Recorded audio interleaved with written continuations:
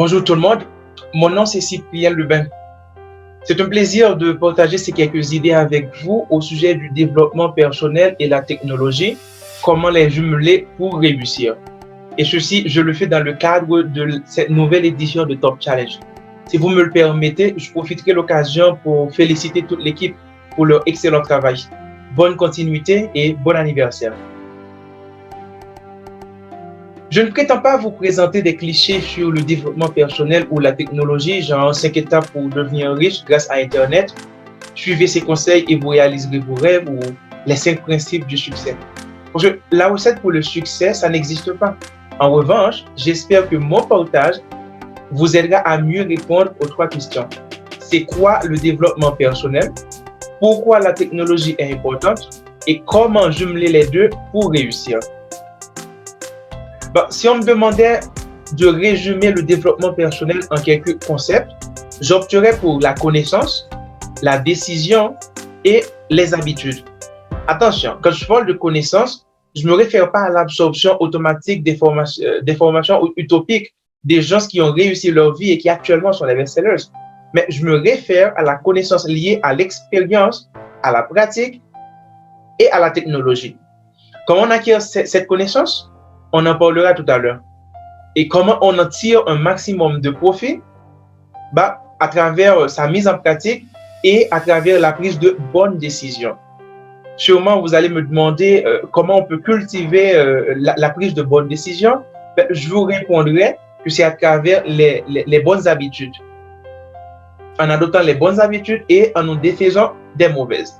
Et en parlant de cette connaissance, si on parlait du code d'apprentissage d'Edgar Dale, Edgar Dale nous dit que si on lit l'information, on l'entend, on la voit, on peut arriver à en retenir jusqu'à 50%. Mais si on la met en pratique, si on répète ce qu'on apprend et si on fait ce qu'on apprend, on peut arriver à retenir jusqu'à 90% de l'information reçue. Ceci dit, sur ce également, Albert Einstein nous dit « La connaissance s'acquiert par l'expérience. Tout le reste n'est que de l'information. » Donc, si j'acquiers l'information, non pas pour la mettre en pratique, sinon pour l'accumuler quelque part, donc ça me sert à rien réellement.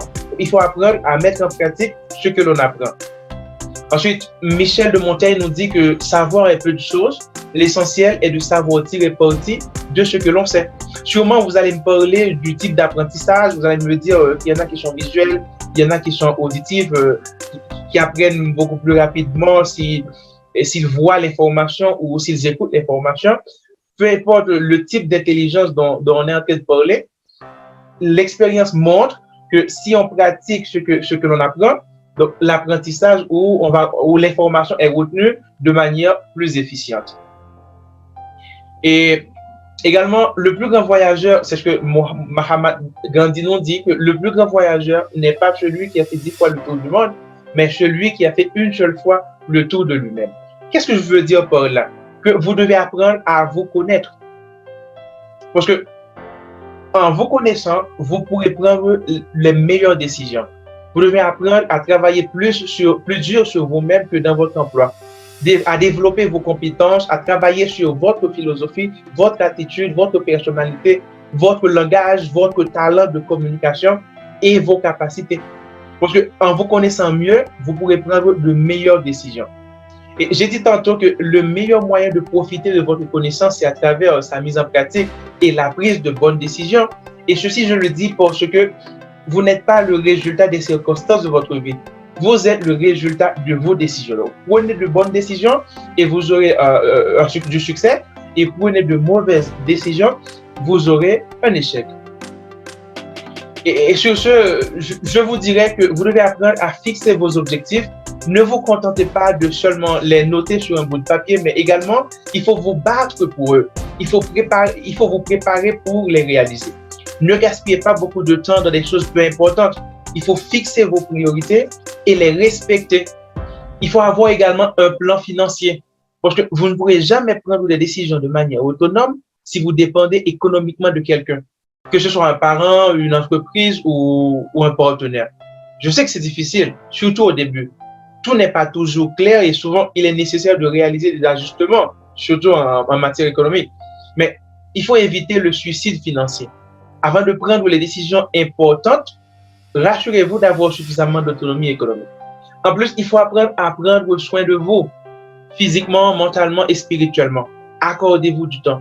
Également, il faut apprendre à développer vos capacités parce que vous n'êtes pas payé pour votre temps, mais pour la valeur que vous insufflez avec. Du coup, pour gagner plus, vous devez acquérir plus de valeur sur le marché. D'où l'importance de développer vos capacités, que ce soit à absorber ou à répondre ou à réfléchir ou à agir. Parce que être patient, c'est agir en attendant. Donc, cherchez toujours à être proactif. Maintenant, comment on peut y arriver ou comment on peut y parvenir? C'est à travers les bonnes habitudes. Les bonnes habitudes, ça nous permet de prendre de bonnes décisions et de tirer profit de notre connaissance. Parce que les mauvaises nous font régresser. Donc, il faut trouver des méthodes efficientes pour éradiquer les mauvaises habitudes et adopter les bonnes. Attention, on ne se débarrasse pas d'une mauvaise habitude en la flanquant par la fenêtre. Il faut lui faire descendre l'escalier marche par marche. Tout comme je pourrais dire qu'on n'adopte pas une bonne habitude en la faisant passer par la fenêtre depuis le sol. Il faut lui faire monter l'escalier marche par marche. Donc, il faut avoir de la discipline. Parce que quand on est motivé, on peut commencer n'importe quel projet. Mais pour être constant dans ce projet, il faut avoir les bonnes habitudes. Ceci dit, la motivation nous sert de point de départ, mais c'est l'habitude qui nous permet de continuer et d'atteindre les résultats. Également, de faire en sorte que ces résultats soient ceux que l'on recherche. En plus, pour développer ou pour maintenir ces bonnes habitudes, on doit avoir de la discipline. Et en parlant de constance, on a besoin d'être discipliné pour arriver jusqu'au bout. Donc, la discipline est mère du succès. Maintenant, et si on parlait un peu de la technologie? Le terme de la technologie est très vaste, mais si je me permets de prononcer une définition, je dirais la suivante. La technologie est l'ensemble des connaissances, habiletés et techniques qui, appliquées de manière coordonnée, permettent à l'être humain de satisfaire ses besoins ou résoudre ses problèmes. Alors, pourquoi est-elle aussi importante pour le développement personnel? Je dirais c'est parce qu'elle est présente partout dans notre quotidien. On en a besoin pour nous nourrir, nous faire traiter quand on tombe malade, nous faire transporter quand on veut se déplacer, nous communiquer avec nos proches, nous former, nous éduquer, nous préparer personnellement et professionnellement. Enfin, elle est partout. Que ce soit sur le plan financier ou le plan pour le développement entrepreneurial, pour un développement professionnel ou un développement relationnel, on aura toujours besoin de la technologie, on s'en sert toujours. Et en parlant de développement relationnel, il est évident que l'usage de la technologie est addictif. Quand on se sent ennuyé, par exemple, on prend son téléphone et on envoie salut, salut, salut à 10 personnes et on reste figé sur notre petit écran en attendant de voir qui répond en premier. Et chaque réponse reçue est une dose de dopamine qui nous procure une fausse sensation de satisfaction. Et comme toute drogue, le contact avec le téléphone envahit tellement notre quotidien qu'on oublie de vivre les relations sous prétexte d'être connecté avec celui qui est à l'autre bout. On donne plus d'importance aux relations virtuelles qu'aux relations réelles. Par exemple, quand vous attendez votre tour dans un bureau, vous devriez vous tourner vers les gens qui vous entourent pour leur faire la conversation. Bonjour Marc, comment ça va? Comment va ta famille, Sarah? Hé, Marceline, j'ai appris que tu as eu un malaise. Comment va ta récupération? Non, au lieu de le faire, on se perd dans notre téléphone, faisant perdre son temps à quelqu'un qui a sûrement mieux à faire, mais se sent obligé de nous répondre pour ne pas passer pour le méchant de l'histoire. Parce que sinon, on se plaint de manque d'intérêt et autres. Donc, comment jumeler le développement personnel et la technologie? C'est en faisant un bon usage, c'est-à-dire en faisant un bon usage de la technologie. Il faut apprendre à développer les relations réelles malgré la présence de la technologie dans notre vie. Il faut éviter de devenir un esclave des gadgets électroniques. De préférence, il faut les utiliser pour faciliter la réalisation de nos tâches et pour apprendre. Parce que Internet, c'est une bombe à information. Il suffit de savoir en tirer profit.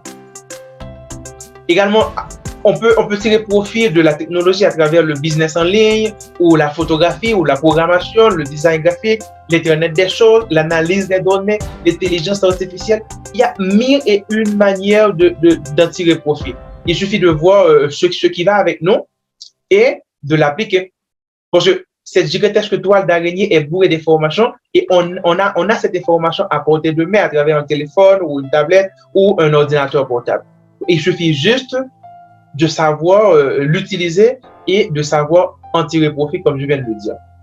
Donc, sur ce, je remercie toute l'équipe de Top Challenge pour m'avoir invité encore une fois à cette édition de Top Challenge. Et sûrement, vous aurez des questions sur ce que je viens de partager avec vous. Avec plaisir, je les recevrai et j'essaierai d'y répondre.